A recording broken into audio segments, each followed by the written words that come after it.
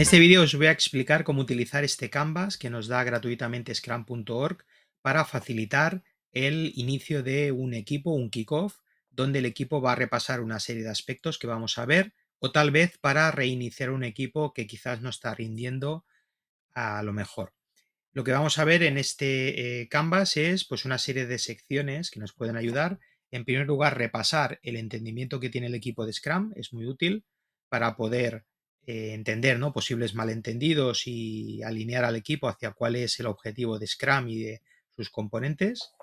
La segunda es revisar los valores, ¿vale? Hay otros canvases que ayudan a fijar los principios, los valores de los equipos. En otro vídeo lo vamos a repasar, alguno de ellos. Finalmente, a continuación, mejor dicho, la decisión de si debemos usar Scrum o no. Uno de los motivos con los que Scrum da problemas en algunos equipos es que quizás no es la mejor elección. Entonces, esto es clave visitarlo también. El siguiente punto es cómo comenzamos con Scrum, cuáles son esas decisiones que tenemos que tomar y luego, pues, periódicamente revisitar este Canvas, ¿vale? Cómo lo estamos haciendo, cómo estamos rindiendo con Scrum. Vamos al primer punto. ¿Qué es Professional Scrum? ¿Vale? Aquí en la definición de arriba nos dice, ¿no?, que Scrum es un framework ligero para ayudar a personas y equipos y organizaciones a generar valor mediante la creación de productos o servicios complejos. La versión Professional de Scrum incluye pues, tener en cuenta los valores de Scrum, un entorno en el cual los equipos pues, puedan autoorganizarse de manera efectiva, que muchas veces es el pie de, el talón de Aquiles, mejor dicho, ¿no?, de Scrum. Trabajar por empirismo basado en datos, en evidencias y luego pues la mejora continua, ¿no? Entonces, bueno, pues un buen ejercicio con el que podemos emplear unos minutos al principio es repasar pues cuáles son, ¿no?, los componentes, los artefactos de Scrum, para qué sirven, ¿no? No pensar que el backlog es únicamente una lista de requisitos, sino que son paquetes de trabajo que se han de hacer, que pueden incluir trabajo de UX, pueden incluir trabajo técnico, pueden incluir incluso metas de sprint o problemas de usuario que se tienen que explorar y partir de ahí con un enfoque UX.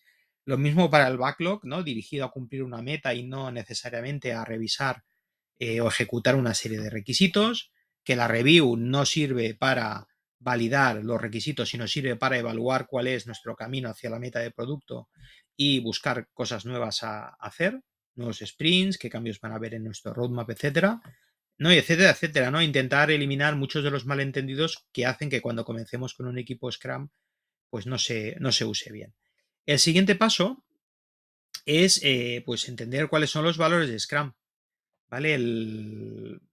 Los valores de Scrum nos permiten que entendamos pues, cómo colaborar mejor de manera óptima como equipo.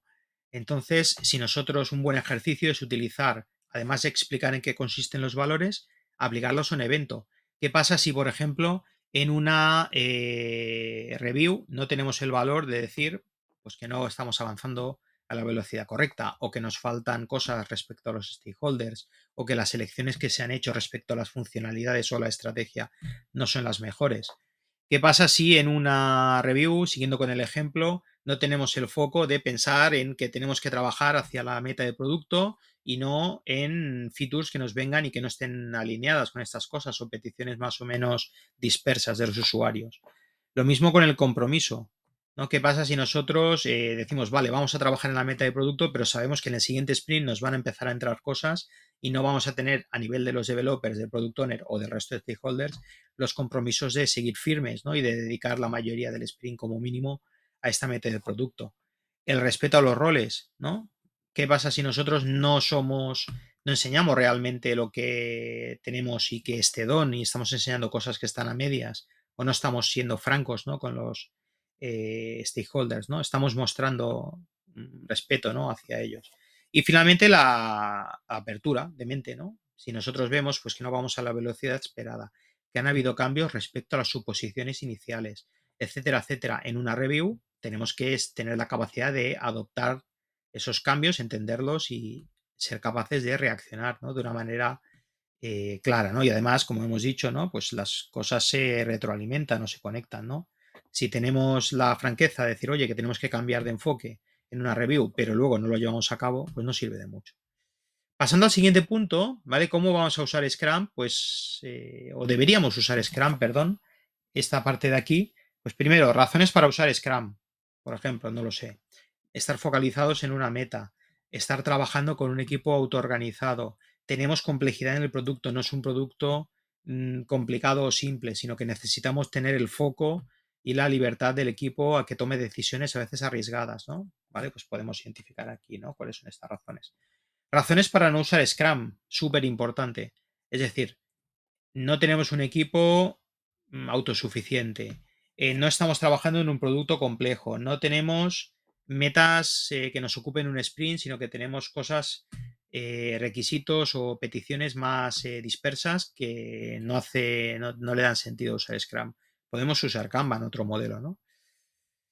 Luego, pues, ¿qué no está funcionando en nuestro proceso?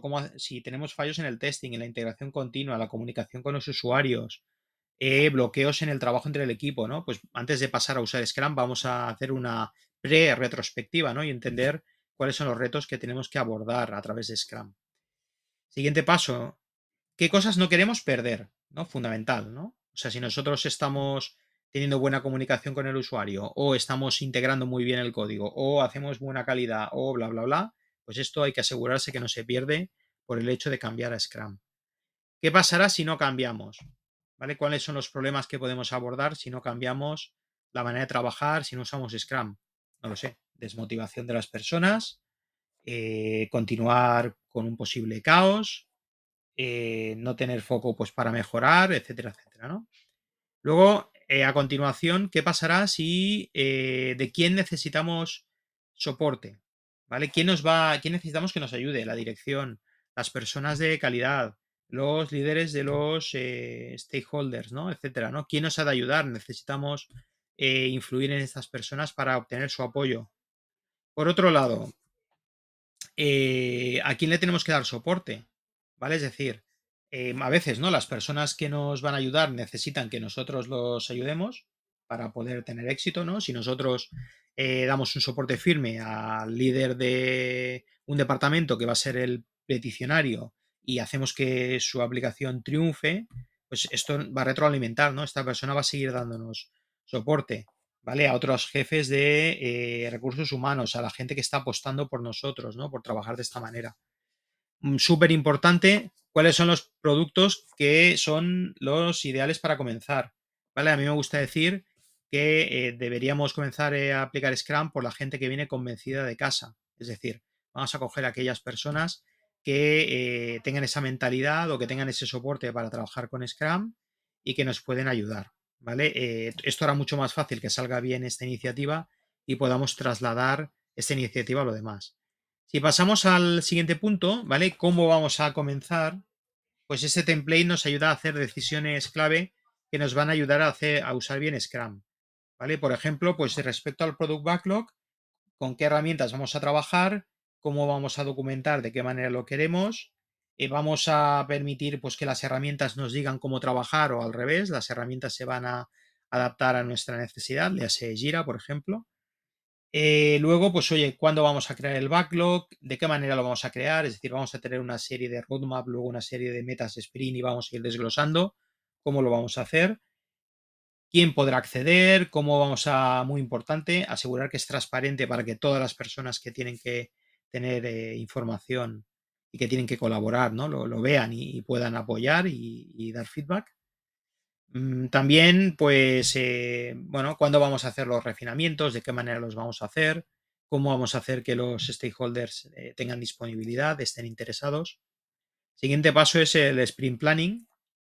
Eh, ¿Cómo sabremos que hemos hecho suficiente refinamiento? ¿Vamos a utilizar o no una definición de ready? ¿Vale? ¿Cómo vamos a saber que hemos hecho suficiente planificación para poder comenzar a hacer el sprint de manera segura y no emplear más tiempo ni menos del necesario? Luego, ¿cómo vamos a calcular pues, la capacidad, ya sea con velocity o métricas de flujo? Eh, Vamos a experimentar lanzando unos primeros PBIs, a ver, a calcular empíricamente nuestra capacidad durante los primeros sprints. Si pasamos al backlog del sprint, resultado del planning, pues ¿dónde lo vamos a mantener? ¿Va a ser en la misma herramienta del Product Backlog o va a ser en una herramienta a elección de los developers? Luego, pues cómo vamos a actualizar el backlog cuando descubramos el sprint, que durante el sprint tenemos cosas nuevas que hacer o cambia la prioridad de ítems que ya estaban. ¿Cuál es una primera meta del sprint que podamos hacer? Que sea razonable, que no sea ni muy difícil y desanime al equipo, ni muy fácil. ¿Vale? Y si pasamos a los roles, pues quién será el Scrum Master, cuáles van a ser los developers. Recordemos, los developers no son solo programadores, es todo el mundo que trabaja en el equipo, incluidos pues, analistas, testers, gente de datos, diseñadores de UX. ¿Quién será el product owner? ¿Vale? Intentemos que sea una persona de negocio, que no sea un jefe de proyecto, a lo mejor que no tenga tanta influencia. Luego, bueno, pues ¿qué necesitamos? ¿No? ¿Cuáles son las habilidades que necesitamos para convertir los PBIs en producto? ¿Tenemos a todas las capacidades necesarias dentro del equipo o como mínimo con una disponibilidad garantizada? ¿Cómo vamos a usar los valores de Scrum para que el equipo sea un equipo y no un grupo de individuales que no trabajan cada uno orientado a hacer su trabajo y no tienen tanta conexión con los demás? ¿Cómo vamos a hacer el daily? ¿Vale? ¿Cómo vamos a asegurar que es una herramienta de replanificación continua del sprint? ¿Vale? Activa y no pasiva, no es una reunión de reporting, ¿vale? Para que esta reunión del máximo rendimiento, ¿no? Y sea entendida y aceptada, ¿no? Y valorada por los miembros del equipo. El incremento, ¿vale? ¿Cuál será la primera definición de don? ¿Qué cosas a lo mejor no podemos hacer ahora porque nos falta algún entorno, pero podemos ir añadiendo en siguientes sprints? ¿Vale? ¿Dónde vamos a desplegar el incremento? ¿Cómo se va a hacer este despliegue? La review, fundamental, ¿vale? ¿Cómo podremos explicar a los developers qué quiere decir DON y qué trabajo es necesario? DON puede incluir tener datos de producción, hacer test A/B en producción, no nos olvidemos. ¿Cómo vamos a capturar el feedback? Más pensando en siguientes sprints que no en validar funcionalidades concretas. ¿Cómo vamos a evaluar, ¿no? Cosas que están fuera del dominio, a lo mejor del desarrollo, y qué dinámica está pasando en los departamentos de marketing, de ventas, etcétera, ¿no? Que puedan compartir estos stakeholders y es que nos puedan ayudar a tomar mejores decisiones entre todos. ¿A quién vamos a necesitar invitar? ¿Cómo podemos hacer la agenda, como hemos dicho, ¿no? Para no dedicarnos básicamente a revisar las funcionalidades, sino a pensar en siguientes sprints? ¿Vale? Vamos avanzando. ¿Cómo vamos a hacer la retrospectiva?